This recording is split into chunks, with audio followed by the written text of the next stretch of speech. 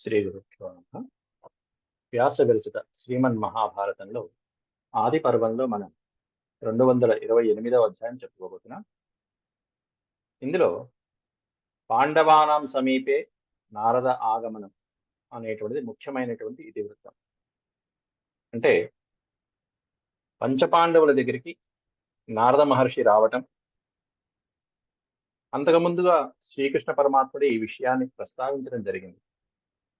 కృష్ణ పరమాత్ముడు పాండవులకి కుంతీదేవికి వెళ్ళొస్తానని చెప్పి త్వరలోనే నారదుడు కూడా వస్తున్నాడు అని చెప్పడం జరిగింది. ఆయన చెప్పినట్టుగానే నారదుడు ఇక్కడికి రావటం, వచ్చిన తర్వాత కుశల ప్రశ్నలు వేస్తూ ముఖ్యమైనటువంటి ఆఖ్యానాలని, సుందోపసుందుల యొక్క ఆఖ్యానాన్ని ప్రస్తావించడం జరిగింది. పంచపాండవుల ఐదుగురు కూడా ద్రౌపదితో ఎలా జీవించాలి అనేటువంటి ఒక నియమాన్ని ఏర్పాటు చేసి వెళ్ళటం అనేటువంటిది ఈ నారద ఆగమనంలో చెప్పబోయేటువంటి ముఖ్య ఉద్దేశం. అయితే ఈ అధ్యాయంలో ముఖ్యంగా వ్యాసుల వారు ప్రస్తావించినటువంటి అంశం ఏంటంటే, నారదుల వారు ఏ విధంగా ఉంటారు అనేటువంటి ఆయన రూపురేఖలు, ఆకార విశేషాలని అన్నీ కూడా చక్కగా వివరించడం జరిగింది. నారదుని యొక్క రూపురేఖలే కాకుండా ఆయన యొక్క చక్కటి విద్యా పాఠవాలు ఎట్లా ఉంటాయి, నారదుని యొక్క శక్తి ఎట్లా ఉంటుంది, ఆయన ఎక్కడెక్కడ సంచరిస్తూ ఉంటారు అనేటువంటి నారదునికి సంబంధించినటువంటి వివరాలన్నీ కూడా ఈ అధ్యాయంలో ప్రస్తావించారు వ్యాసుల వారు. అది నేటి పాఠంలోను వచ్చే భాగంలోనూ మనం చెప్పుకోవటం జరుగుతున్నది. ముందుగా ప్రార్థన చేసుకుని మనం ప్రారంభించుకుందాం. ఓం శుక్లాంబరధరం విష్ణుం శశివర్ణం చతుర్భుజం ప్రసన్నవదనం ధ్యాయేత్ సర్వవిఘ్నోపశాంతయే. వ్యాసం వసిష్ఠ నప్తారం శక్తేః పౌత్రమకల్మషం పరాశరాత్మజం వందే సుఖతాతం తపోనిధిం. వ్యాసాయ విష్ణురూపాయ వ్యాసరూపాయ విష్ణవే నమో వై బ్రహ్మనిధయే వాసిష్ఠాయ నమో నమః. నారాయణం నమస్కృత్య నరం చైవ నరోత్తమం దేవీం సరస్వతీం వ్యాసం తతో జయముదీరయే. జనమేజయ ఉవాచ. జనమేజయ మహారాజు అడుగుతున్నాడు వైశంపాయన మహర్షిని. ఏవం సంప్రాప్య రాజ్యం తదింద్రప్రస్థే తపోదన అత ఊర్ధ్వం నరవ్యాఘ్రాః కిమకుర్వత పాండవాః. ఇంద్రప్రస్థంలో తమ రాజ్యాన్ని సంపాదించుకుని, రాజ్యాన్ని స్థాపించుకుని, చక్కటి సభలు, విశ్వకర్మ చేత నిర్మించబడినటువంటి రాజ్యముపై అర్ధరాజ్యంగా తీసుకున్నాడు. యుధిష్ఠిరుడు ఆ అర్ధరాజ్యంగా ఇంద్రప్రస్థాన్ని పొందిన తర్వాత, విశ్వకర్మ చక్కటి భవనాలు కట్టిన తర్వాత అందరినీ సన్మానించి వ్యాసుల వారు వెళ్ళిపోయారు. అలాగే కౌరవులు లాంటి పెద్దవాళ్ళు కూడా, వచ్చినటువంటి వాళ్ళందరూ వెళ్ళిపోయారు సంతోషంగా. కృష్ణ పరమాత్ముడు కూడా వెళ్ళిపోయారు, సెలవు తీసుకుని ద్వారకకి వెళ్ళాడు. ఆ తర్వాత అత ఊర్ధ్వం అన్నాడు. అక్కడ అత ఊర్ధ్వం అంటే ఆ తర్వాత ఏం జరిగిందో చెప్పండి, వివరించండి అంటూ జనమేజయ మహారాజు వైశంపాయనుడిని అడుగుతున్నాడు. అత ఊర్ధ్వం నరవ్యాఘ్రాః కిమకుర్వత పాండవాః. ఆ పురుష సింహాలైనటువంటి ఈ పాండవులు, పంచపాండవులు కిమకుర్వత ఏం చేశారు. అంతేకాకుండా జనమేజయుడికి వచ్చిన సందేహం ఏంటంటే, ఇప్పుడే కదా వివాహం అయింది, వివాహం చేసుకున్నారు, చేసుకున్న తర్వాత పట్టాభిషిక్తుడయ్యాడు. కాబట్టి సర్వ ఏవ మహాత్మానః సర్వే మమ పితామహాః ద్రౌపదీ ధర్మపత్నీ చ కథం తానన్వవర్తత. మా పితామహులైనటువంటి, మా పెద్దలైనటువంటి పంచపాండవుల ఐదుగురు ద్రౌపది పట్ల ఎలా ప్రవర్తించారు అని చెప్పి అడుగుతున్నాడు. ఇప్పుడు వచ్చింది ఆ సందేహం మనవడికి. మమ పితామహ, మమ పితామహ అంటే ఇక్కడ అడుగుతున్నది జనమేజయుడు. జనమేజయుడి యొక్క తండ్రి పరీక్షిత్తు, పరీక్షిత్తు తండ్రి అభిమన్యుడు, అభిమన్యుడు తండ్రి అర్జునుడు. కాబట్టి మా పూర్వులైనటువంటి పాండవులు ఐదుగురు కూడా సర్వ ఏవ మహాత్మానః, ఆ మహానుభావులైనటువంటి సర్వులు, మా పితామహులైనటువంటి వాళ్ళు ఐదుగురు కూడా ద్రౌపదీ ధర్మపత్నీ చ, ధర్మపత్ని అయినటువంటి ద్రౌపది పట్ల కథం తానన్వవర్తత, ఏ విధంగా అనుసరించారు, ఏ విధంగా ప్రవర్తించారు. ఏమిటి సందేహం అంటే, మరి 5గురి భర్తలకి ఒకరే భార్య కదా, కాబట్టి ఆవిడ పట్ల ఎలా ప్రవర్తించారు వీళ్ళు 5గురు. కథమాసుశ్చ కృష్ణాయాం ఏకస్యాం తేన రర్షభా. ఏకస్యాం కృష్ణాయాం, భార్య అయినటువంటి ద్రౌపది పట్ల, ఒకే భార్య అయినటువంటి ద్రౌపది పట్ల తే నరర్షభా, ఆ పురుష పుంగవులు కథమాసు ఎలా ఉన్నారు. వర్తమాన కథ, వర్తమాన మహాభాగా నాభిద్యంత పరస్పరం, నా అభిద్యంత పరస్పరం, వాళ్ళల్లో వాళ్ళకి పరస్పర విభేదాలు రాకుండా ఒకే భార్య పట్ల అనుకూలంగా ఎలా ప్రవర్తించారు, ఎలా కలిసిమెలిసి ఉన్నారు వాళ్ళు. పైగా విభేదాలేమీ రాకుండా, నా అభిద్యంత, ఎటువంటి విభేదాలు భేదాభిప్రాయాలు రాకుండా ఎలా కలిసి ఉన్నారు, ఇవన్నీ నేను వినాలనుకుంటున్నాను మహర్షి అంటూ జనమేజయుడు అడుగుతున్నాడు. శ్రోతుమిచ్ఛామ్యహం తత్ర విస్తరేణ యథా తదం తేషాం చేష్టితమన్యోన్యం యుక్తానాం కృష్ణయా సహ. తేషాం అన్యోన్యం చేష్టితం కృష్ణయా సహ. ద్రౌపది పట్ల వాళ్ళు అన్యోన్యంగా ఏ విధమైనటువంటి పద్ధతిగా నడుచుకున్నారు, ఏ విధమైనటువంటి చేష్టలతో, ఏ విధమైనటువంటి నియమాలతో ఒక పద్ధతిగా ఎలా నడుచుకున్నారు అనేటువంటివన్నీ యథాతథం శ్రోతుమిచ్చాను, ఉన్నట్టుగా నేను వినాలని కోరుకుంటున్నానంటూ ఆతృతతో జనమేజయుడు ఇదిగో ఈ సందేహాన్ని అడిగాడు. అప్పుడు వైశంపాయనుడు వారు చెప్తున్నారు. ధృతరాష్ట్రాభ్యనుజ్ఞాత ఇంద్రప్రస్థం ప్రవిశ్య తత్. ధృతరాష్ట్ర మహారాజు యొక్క అనుజ్ఞతో అర్ధరాజ్యంగా ఇంద్రప్రస్థాన్ని పొందిన తర్వాత పాండవులు రేమిరే పురుష వ్యాఘ్రాః కృష్ణయా సహ పాండవా. పంచపాండవులు 5గురు కూడా కృష్ణయా సహా, ద్రౌపదితో పాటుగా ఆ పురుష వ్యాఘ్రములు రేమిరే పరమానందపడ్డారట, సుఖించారట, హాయిగా ఆనందాన్ని అనుభవించారు. ప్రాప్య రాజ్యం మహాతేజాః సత్యసంధో యుధిష్ఠిరః పాలయామాస ధర్మేణ పృథివీం భ్రాతృభిః సహ. ప్రాప్య రాజ్యం మహాతేజ, సత్యసంధుడైనటువంటి ఆ యుధిష్ఠిరుడు, ధర్మనందనుడైనటువంటి ఆ ధర్మరాజు, మహాతేజస్శాలి అయినటువంటి ఆయన రాజ్యం ప్రాప్య, ఆ అర్ధరాజ్యంగా ఇంద్రప్రస్థాన్ని పొందిన తర్వాత ఖాండవ ప్రస్థంలో ఈ ఇంద్రప్రస్థం నిర్మించడం జరిగింది. ఖాండవ ప్రస్థం అనేది పెద్ద ప్రాంతం, దాంట్లో ఒక ప్రాంతంలో వాస్తు ప్రకారంగా ఎక్కడ నిర్మించాలో ఆ ఇంద్రప్రస్థాన్ని విశ్వకర్మ అక్కడ నిర్మించడం జరిగింది. అట్లా ఆ రాజ్యాన్ని పొంది పాలయామాస ధర్మేణ పృథివీం భ్రాతృభిః సహ. భ్రాతృభిః సహ అంటే సోదరులతో పాటుగా ఈ యుధిష్ఠిరుడు పృథివీం పాలయామాస, భూమిని పరిపాలించాట. ఎలా పరిపాలించాడు? ధర్మేణ పాలయామాస, ధర్మ మార్గంలో సత్యసంధుడైనటువంటి యుధిష్ఠిరుడు హాయిగా భూమిని పరిపాలించాడయ్యా అంటూ వైశంపాయనుడు చెప్తూ, ఎలా అంటే ఇంకా జితారయో మహాత్మానః సత్యధర్మపరాయణ ఏవం పురమిదం ప్రాప్య తత్రోషు పాండునందన. పాండునందనాః అని బహువచనం వాడారు. అంటే పంచపాండవులు 5గురు కూడా ఈ పురంలో చాలా సంతోషంగా హాయిగా గడిపారట. ఎలా అంటే సత్యధర్మపరాయణ, 5గురు కూడా సత్య మార్గాన్ని, ధర్మ మార్గాన్ని విడిచిపెట్టకుండా నిష్ఠగా పాటించారట.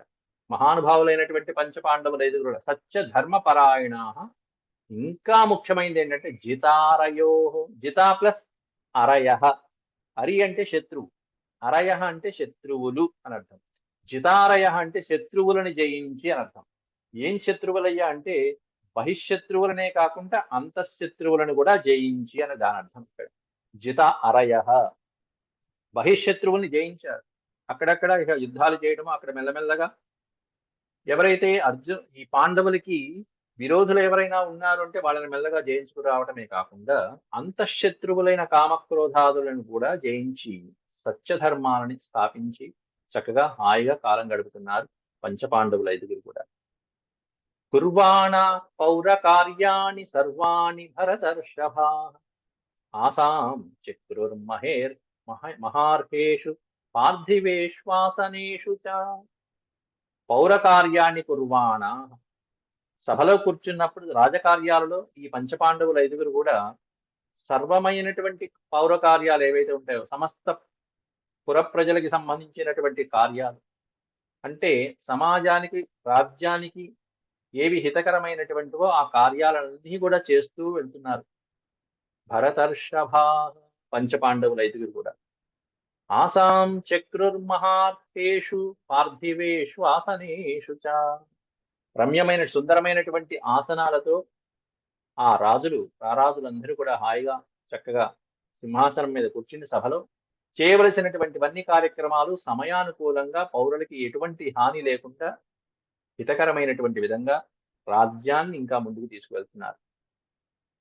అలా కూర్చుని సభలో ఉన్న సమయంలో అప్పుడు నారదుడు సభకి వేంచేస్తున్నాడని చెప్తున్నారు. పౌర కార్యాలన్నీ నిర్వహిస్తూ సభలో ఆసీనులై పంచపాండవుల ఐదుగురు ఉన్న సమయంలో తేషు తత్రోపవిష్టేషు పాండవేషు మహాత్మసు ఆయయౌ ధర్మరాజం తు ద్రష్టుకామోధ నారదః. తత్ర ఉపవిష్టేషు పాండవేషు, పంచపాండవుల ఐదుగురు సభలో కూర్చుని ఉన్నప్పుడు ధర్మరాజం ద్రష్టుకామః అన్నాడు. పెద్దవాడైనటువంటి జ్యేష్ఠుడైన ధర్మనందనుణ్ణి చూడటం కోసం అని చెప్పి నారదః ఆయయౌ, నారదుడు ఆ సభకి రావటం జరిగింది. శ్రీకృష్ణ భగవానుడి యొక్క ఆదేశం అనుకోవచ్చు. ఆయన ముందే చెప్పాడు, ఇట్లా నారదుడు వస్తున్నాడయ్యా, కాబట్టి ఆయన సూచనలు పాటించండి అని కూడా చెప్పాడు. నారదుడు వారు వచ్చారు. పథ, ఏ మార్గంలో వచ్చారు అనేది ఇక్కడ వర్ణిస్తున్నారు. పథ నక్షత్రజుష్టేన సుపర్ణాచరితేన చ చంద్రసూర్య ప్రకాశేన సేవితేన మహర్షిభిః. సుందరాకాండలో హనుమంతుల వారిని వర్ణిస్తూ చారణా చరితే పది అంటూ వివరిస్తారు అక్కడ వాల్మీకి వారు. సిద్ధచారణలు సంచరించేటువంటి ఆ మార్గం ఏదైతే ఉందో ఆకాశ మార్గంలో, ఆ మార్గంలో హనుమంతుల వారు సంచరిస్తున్నారంటూ చెప్పుకుంటూ వస్తారు వాల్మీకి వారు. అలా వ్యాసుల వారు ఎక్కడ అవకాశం వస్తే అక్కడ వాల్మీకి మహర్షిని అనుసరించడం జరుగుతుంది. నారదుడు ఆకాశంలో ఏ మార్గంలో వస్తున్నారంటే పథ అంటే మార్గము. ఏ మార్గం అది? నక్షత్రజుష్టేన, నక్షత్రాలు ఎక్కడైతే ఉంటాయో ఆ మార్గంలోంచి ప్రయాణిస్తూ సుపర్ణాచరితేన చ.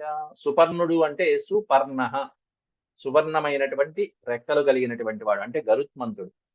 గరుత్మంతుడు ఎగిరేటువంటి మార్గం ఏదైతే ఉంటుందో ఆకాశంలో ఆ మార్గంలోంచి పయనిస్తూ వస్తున్నట్ట నారదుడు వారు. గరుత్మంతుడు ఎగిరేటువంటి మార్గం ఏమిటయా అంటే మామూలుగా పక్షులు అనేకమైనటువంటి 6-7 రకాల పక్షులు, ఆ పక్షుల యొక్క స్థాయిని బట్టి అవి తినే ఆహారాన్ని బట్టి అవి ఎగురుతూ ఉంటాయి. మామూలుగా పిచ్చుకలు అవి తినే ఆహారం, ఆ ధాన్యాలను బట్టి అవి కొద్ది స్థాయిలోనే ఎగురుతాయి. దానికంటే పై స్థాయి ఎగిరేటువంటివి కాకులు మొదలైనటువంటివి. అవి తినే ఆహారాన్ని బట్టి ఇంకాస్త స్థాయి ఎగురుతాయి. ఆ తర్వాత గ్రద్దలు, రాబందులు తర్వాత ఒక స్థాయి, హంసలు ఇంకో స్థాయి, ఆ తర్వాత ఇదిగో వైనతేయుడు గాని అంటే మన గరుత్మంతుల వారు గాని, జటాయువు, సంపాతి మొదలైనటువంటి అవి ఎగిరేటువంటి స్థాయి ఇంకా అద్భుతమైనటువంటి స్థాయి.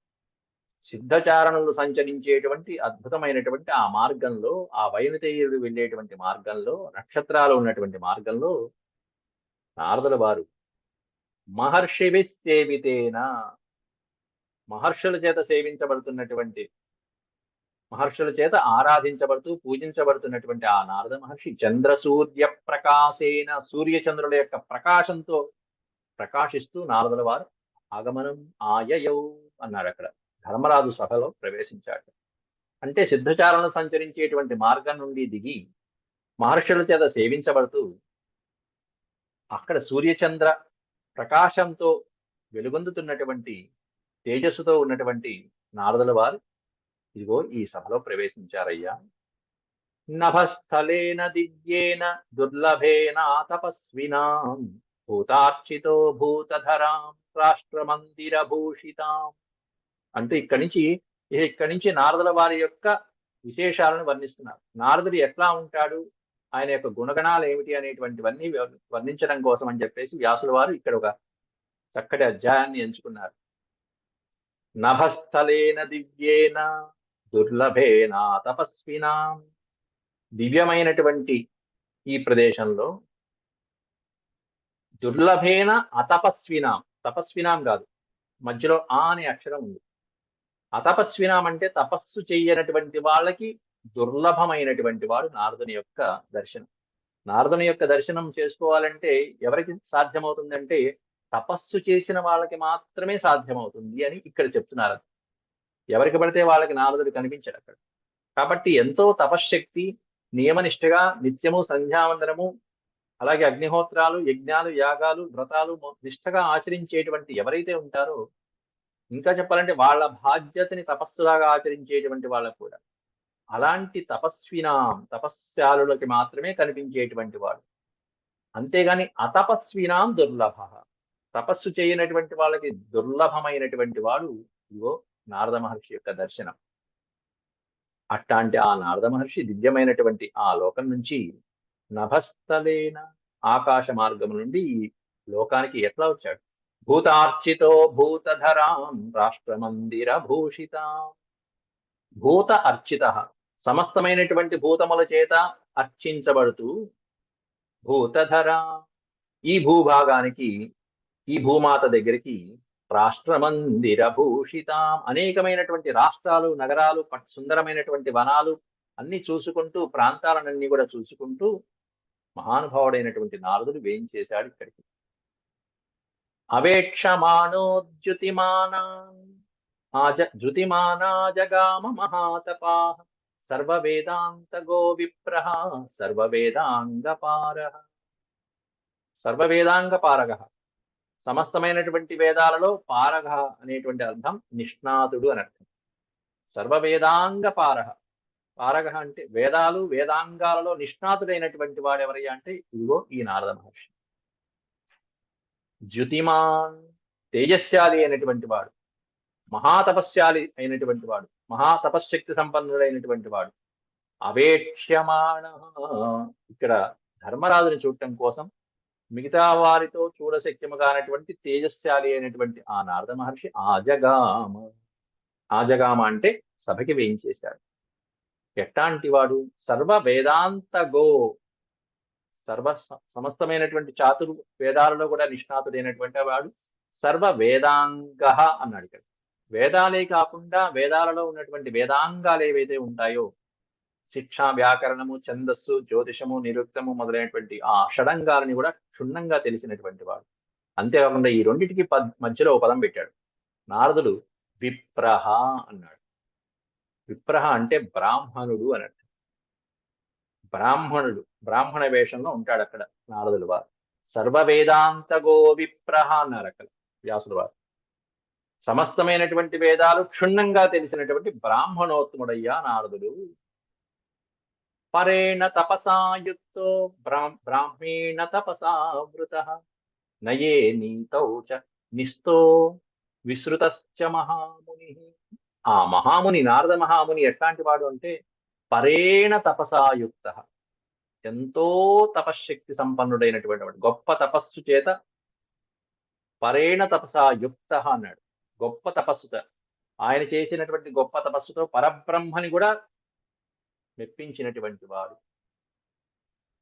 అట్లాంటి బ్రాహ్మేణ తపసావృత అంటే తన యొక్క గొప్ప తపస్సుతో పరబ్రహ్మను కూడా అనునయింప చేసుకున్నటువంటి వాడు. తపసావృత, తపస్సుతో నిండినటువంటి వాడు, నిత్యము తపస్సు చేసుకుంటూ దైవారాధనలో ఉండేటువంటి వాడు. నయే నీతోచ నిస్త్రోచ అన్నారు అక్కడ. నయనీతి అనే పదానికి అర్థం అక్కడ నయం, నీతి శాస్త్రంలో నిష్ణాతుడైనటువంటి వాడు, గొప్ప శక్తి సంపన్నుడైనటువంటి వాడు. నయం అంటే శాస్త్రం. ఏం శాస్త్రం అంటే మొత్తం రాజనీతి శాస్త్రం అవ్వచ్చు, అర్థనీతి శాస్త్రం అవ్వచ్చు, అనేకమైనటువంటి శాస్త్రాలు ఎన్నైతే ఉన్నాయో అటువంటి శాస్త్రాలన్నిటిలో, ధర్మశాస్త్రాలన్నిటిలో, స్మృతి గ్రంథాలన్నిటిలో విస్తృతశ్చ, నిష్ణాతుడైనటువంటి వాడు ఈ నారద మహర్షి.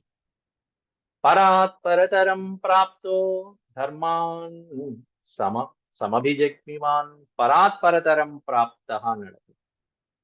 అంటే తన యొక్క గొప్ప తపస్సుతో పరబ్రహ్మని పొందినటువంటి వాడు ధర్మాన్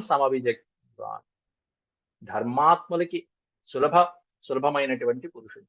అంటే ఎవరైనా ధర్మాత్ములు ఉన్నారు అంటే ఆ ధర్మాత్ముల చేత స్తుతించబడేటువంటి వాడు, ధర్మాత్ములకి సులభప్రాయుడైనటువంటి వాడు.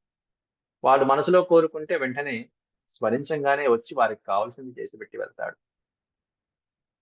భావితాత్మా గతరజా, అంతేకాకుండా ధర్మాన్ సమవిజగ్మివాన్ అంటే ధర్మ కార్యాలని నిరంతరము ఆచరించేటువంటి వాడు, ధర్మం తప్పనిటువంటి వాడు అనే అర్థం కూడా. ధర్మాన్ అభిజగ్మివాన్ నిత్యము ధర్మాన్ని ఆచరించేటువంటి వాడు. భావితాత్మా గతరజా శాంతో మృదుర్ రుజుర్ ద్వివజ, ఇక్కడ ద్వివజ పడింది, అది అక్షర మిస్టేక్, ద్విజ అని ఉండాలి. మృదుర్ రుజుర్ ద్విజ అంటే నారదుల వారి యొక్క మాట తీరు ఎలా ఉంటుందో ఈ శ్లోకంలో చెప్తున్నారు. శాంత, ఎంతో శాంత స్వభావంగా మాట్లాడతాటం. అంతేకాకుండా మృదుర్ రుజుర్ ద్విజ, ఈ ద్విజ అంటే బ్రాహ్మణుడు. ఈ నారదుల వారు రుజు మార్గంలో మృదువుగా సంభాషించేటువంటి వాట. రుజువుగా అంటే, రుజు అనే పదానికి అర్థం ఏంటంటే ఉన్నది ఉన్నట్టుగా చక్కగా చెప్పడంలో నేర్పరైనటువంటి వాడు. డొంక తిరుగుళ్ళు లేకుండా ఉన్నది ఉన్నట్టుగా స్ట్రైట్ గా చెప్పేటువంటి వాడు, దాన్ని రుజు స్వభావం అంటారు. మనకి నారదులు అనగానే నాటకాల్లోనూ సినిమాల్లోనూ మనకి తెలిసినటువంటి నారదుడు ఏంటంటే తంపులు పెట్టేటువంటి వాడు, పుల్లలు పెట్టేటువంటి వాడు, కలహాలు పెట్టేటువంటి వాడు, కలహ పోషకుడు నారదుడు అనేటువంటివన్నీ కూడా ఎక్కడో సినిమాల్లోనూ వాటిల్లో ఉంటాయి. కానీ ఆయన చేసినటువంటి అన్ని కూడా లోక కళ్యాణాలే. ఇక్కడ వ్యాసులు వారు చూడండి ఎంత చక్కగా చెప్తున్నారు. మనం అలా అనుకోవటానికి లేదు. మృదు స్వభావిటైన ఆయన మాట్లాడేటువంటి మాటలన్నీ కూడా మృదుహు రుజుహు అన్నారు.